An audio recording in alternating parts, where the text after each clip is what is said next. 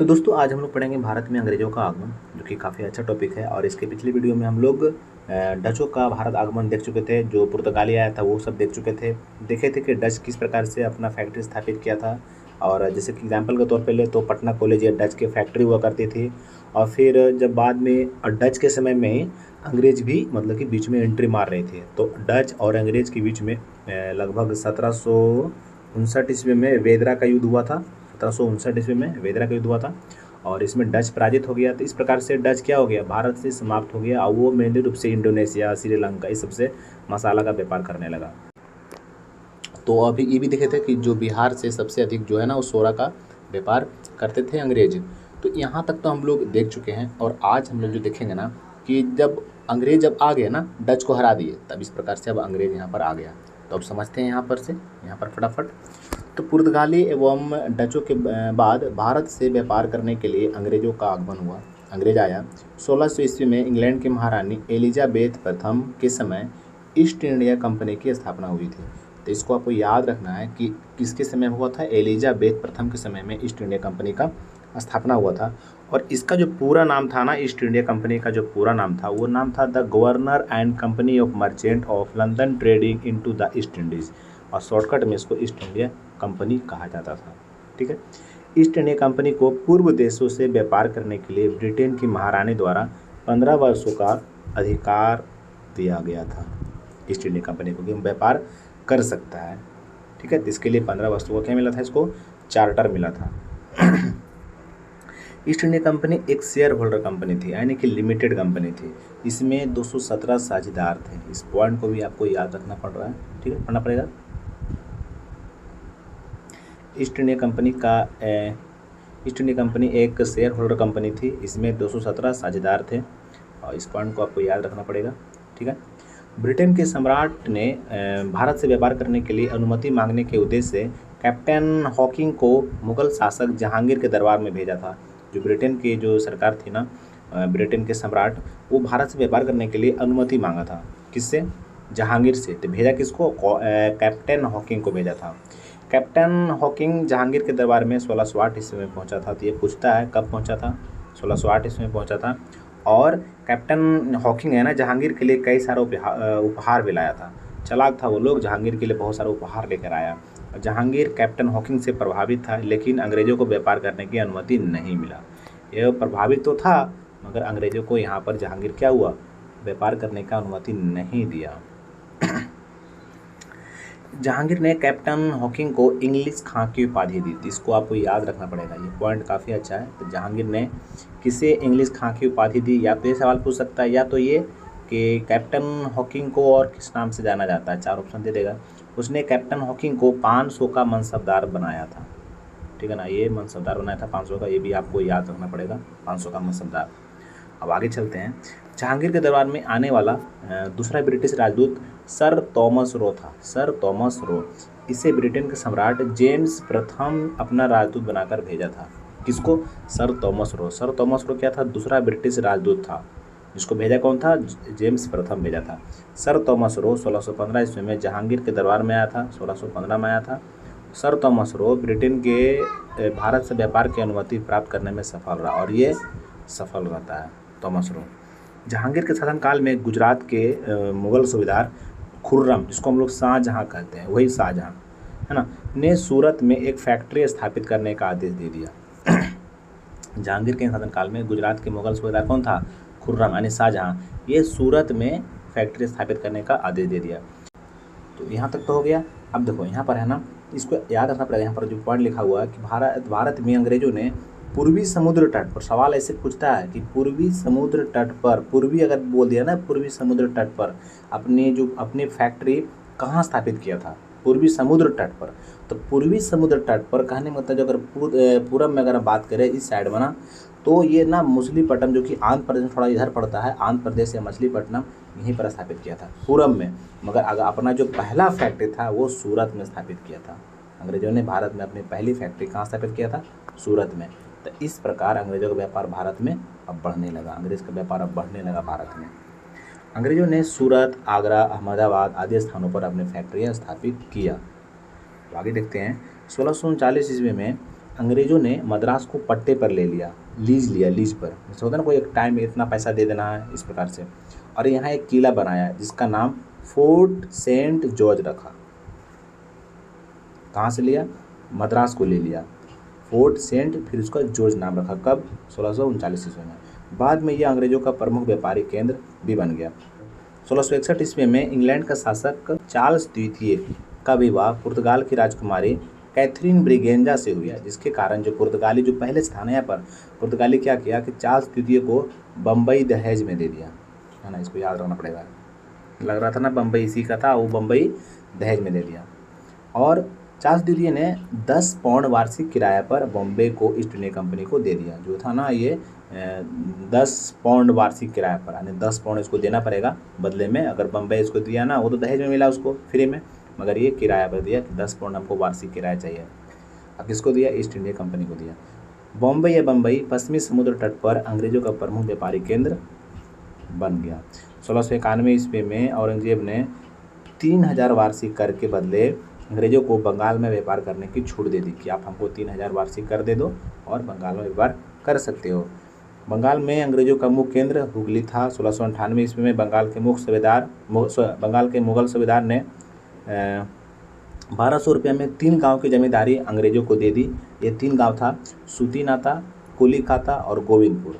अंग्रेजों ने इन्हीं 3 गांव को मिलाकर कोलकाता नगर का स्थापना किया था 1698 ईस्वी में।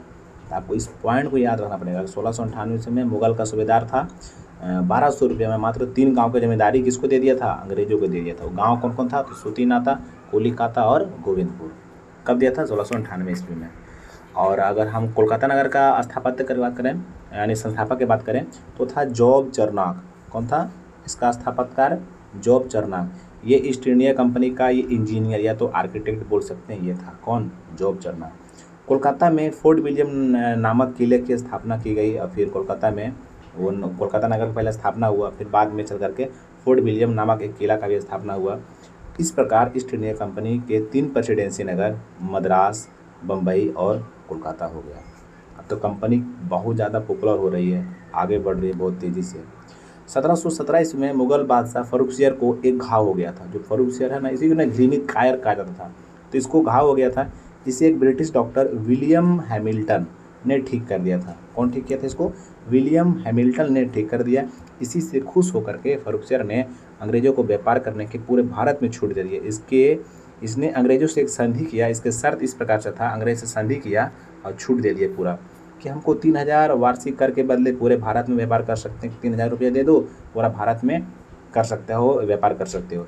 ईस्ट इंडिया कंपनी को कोलकाता के आसपास किराए पर भूमि लेने का अधिकार मिल गया। अब उसके बाद बम्बई टकसाल से निकाले गए कंपनी के सिक्के को मुगल राज्य में मान्यता दिया गया। अब जो अंग्रेज का सिक्का था ना, ये भी अपना मुगल राज्य में उसको मान्यता दिलवा दिया। और सूरत में 10,000 रुपये वार्षिक कर के बदले निःशुल्क व्यापार की छूट दे दी गई। और सूरत में भी लगभग 10,000 रुपये वार्षिक कर देना है और पूरा तरीक़ा से व्यापार में छूट दे दिया गया। तो अंग्रेज इतिहासकारों ने इस संधि को ब्रिटिश ईस्ट इंडिया के लिए मैग्ना कार्टा कहा, महाधिकार पत्र। यानी इसी से काफ़ी ज़्यादा ये हो गया ना, हर तरह से छूट ही छूट मिल गया, ठीक ना। जैसे कि आपको दिखेगा बहुत सारा जगह मिलेगा आपको मैग्ना कार्टा, आपको समझ में आएगा, टेंशन ना लें। धीरे धीरे ब्रिटिश कंपनी भारतीय व्यापार एवं राजनीति पे छा गया। कंपनी ने ब्रिटिश सरकार को पैसा देकर के अपने अधिकार पत्र का समय बढ़वा लिया। 15 वर्ष के लिए लाया था ना वहाँ से, तब क्या हुआ, उसको पैसा दे करके फिर अपना टाइम बढ़ा लिया, क्योंकि फ़ायदा बहुत ज़्यादा हो रहा था। इतना फ़ायदा हो रहा था कि उसको कहना ही नहीं था। कि जो यहाँ मतलब कि छोटा पोस्ट पे था ना, जो ईस्ट इंडिया कंपनी में जो भी छोटा पोस्ट पे रहता था, तो वो इंग्लैंड में ना वो बखी वगैरह पे चलता, मतलब काफ़ी ज़्यादा मैंने शान और शौकत से जीता था वहाँ पर इंग्लैंड में। सिर्फ यहाँ का मतलब कोई छोटा कर्मचारी है, वो इतना बेनिफिट हो रहा था यहाँ पर ईस्ट इंडिया में, तो लोग देखेगा ना तो वो बोलने लगा। तो फिर क्या हुआ, उसको पैसा दे करके फिर ये अपना जो अधिकार पत्र था ना उसको बढ़ा लिया, जो चार्टर था उसको बढ़ा लिया। 1788 ईस्वी में न्यू कंपनी का ईस्ट इंडिया कंपनी में विलय हो गया। New company east India company का प्रतिद्वंदी बन रही थी, इसके कारण ईस्ट इंडिया कंपनी ने उनका विलय कर दिया। अब ईस्ट इंडिया कंपनी का भारत से व्यापार पर क्या हो गया, एक अधिकार हो गया। ये पॉइंट को भी दिमाग में रख सकते हो। अब आगे समझते हैं। अब हो गया ना, वो तो हो गया फ्रांसीसियों का भारत में आगमन। आखिर फ्रांसीसी भी तो आए। तो फ्रांसीसियों ने भारत से व्यापार के लिए 1664 ईस्वी में फ्रेंच ईस्ट इंडिया कंपनी की स्थापना किया था। फ्रेंच ईस्ट इंडिया कंपनी स्थापना के समय फ्रांस का सम्राट लुई 14वां था। आप 9th क्लास में पढ़े होंगे लुई के बारे में, है ना। तो ये लुई 14वां, वहाँ लुई 16वां रहता है। तो लुई 14वां था, लुई 16वां रहता है, उसी समय ना प्रॉब्लम होता है, पूरा फ्रांस में क्रांति हो जाता है। तो फ्रांसीसी ईस्ट इंडिया कंपनी ने 1668 ईस्वी में सूरत में अपनी पहली फैक्ट्री, अंग्रेज भी किया था ना वहीं, सूरत में अपनी पहली फैक्ट्री स्थापित किया था। और 1669 ईस्वी में फ्रांसीसी कंपनी ने मछलीपट्टनम में अपनी दूसरी कोठी स्थापित किया था। ये भी लगभग इधर ही कर रहा है। अंग्रेज क्या था, वो पूर्व साइड किया था अपना मछलीपट्टनम में स्थापित किया था अपना कंपनी पूर्व साइड में। और ये जो फ्रांसीसी कंपनी है ये अपना दूसरा फैक्ट्री स्थापित किया था, कहाँ, मछलीपट्टनम में।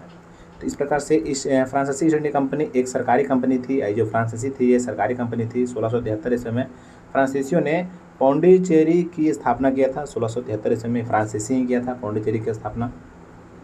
ये फ्रांसीसी व्यापार का प्रमुख केंद्र बन गया। तो ये पौंडीचेरी का स्थापना किया था, फिर यही आगे चल करके ये व्यापार का प्रमुख केंद्र बन गया। फ्रांसीसी ईस्ट इंडिया कंपनी ने बंगाल में चंद्रनगर की स्थापना किया था। कौन किया था, फ्रांसीसी कंपनी ने, फ्रांसीसी ईस्ट इंडिया कंपनी बंगाल में। चंद्रनगर बंगाल में फ्रांसीसियों का प्रमुख नगर बन गया। काफ़ी फ्रांसीसी वहाँ रहने लगे। 1742 ईस्वी में पूर्व फ्रांसीसियों का मुख्य उद्देश्य भारत से व्यापार करना था। 1742 ईस्वी में डुप्ले फ्रांसीसी कंपनी का भारत में गवर्नर नियुक्त हुआ। डुप्ले आया, डुप्ले गवर्नर नियुक्त हुआ। इसका मुख्यालय पौंडीचेरी था। इसने क्षेत्रीय राजनीति में हस्तक्षेप करना शुरू कर दिया। आगे समझते हैं। भारत में पहली बार सहायक संधि का प्रयोग डुप्ले ने किया था। यही था जो पहली बार ना सहायक संधि का यूज किया था डुप्ले था कौन, डुप्ले जो था वो फ्रांसीसी कंपनी का भारत में गवर्नर नियुक्त हुआ था डुप्ले, तब 1742 ईस्वी में। तो यहाँ पर याद रखना पड़ेगा कि भारत में पहली बार सहायक संधि का प्रयोग कौन किया था, तो डुप्ले ने किया था। डुप्ले ने राजनीतिक हस्तक्षेप के कारण ईस्ट इंडिया कंपनी एवं फ्रांसीसी कंपनी के बीच टकराव शुरू हो गया। अब ये ज़्यादा हस्तक्षेप कर रहा था। अंग्रेज एवं फ्रांसीसियों के बीच भारत में 3 युद्ध हो गया। इसे कर्नाटक के युद्ध के नाम से जाना जाता है। जो अंग्रेज और फ्रांस के बीच में जो युद्ध हुआ ना, उसको चूँकि कर्नाटक में हुआ इसलिए इसको कर्नाटक के युद्ध के नाम से जाना जाता है। अतः फ्रांसीसी कंपनियों का भारत से पतन हो गया। अब युद्ध हुआ था, फ्रांसीसी हारेगा तो जाएगा भारत से, तो फ्रांसीसी क्या होगा, भारत से पतन हो जाएगा। वो तो हो गया। तो हम लोग कर्नाटक का युद्ध देखेंगे। अब अभी देख लेते हैं भारत में डेनिश का आवागमन। इसमें तो भारत में डेनिश व्यापारियों का आवागमन।